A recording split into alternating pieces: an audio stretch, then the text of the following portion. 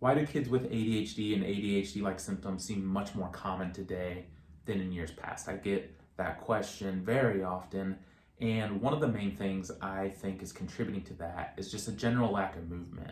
If you think of an infant or toddler today, they're much more likely to be in bouncers more often, they're much more likely to be in carriers, they're less likely to get the recommended amount of tummy time, which is really important for developing proper neck musculature and core strength. From a very young age, we're already on tablets and phones, even as infants and toddlers. And I don't think that screens are necessarily evil.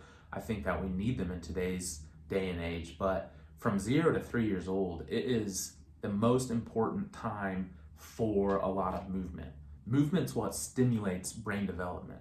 From 0 to 3, you want your child crawling and on their tummy and exploring and using their hands.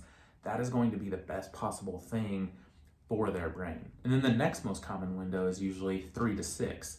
That is also a really important time. So if kids are spending more time on phones or tablets and they're not moving as much, that's a big problem, because I think you're less likely to mature your primitive reflexes. I think you're less likely to build those proper connections in the brain. And as you get older, you go to school, you sit, there's less recess, there's less PE, you're sitting all day, you're done with school, you come home, you're on your phone or your tablet, you're sitting some more. That is a huge part of building the brain. And second, our nutrition is just worse today than it has ever been.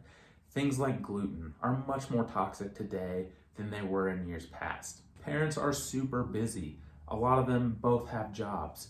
It's harder to make home-cooked meals and meat and vegetables and fresh fruit.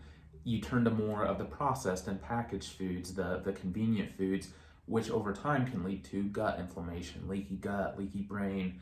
That inflammation really starts to impact brain function from an early age. Those are two of the most common factors that impact kids today and lead to these ADHD-like symptoms. So I'm just curious if you guys think the same thing, or if you think there are other factors that are bigger than that.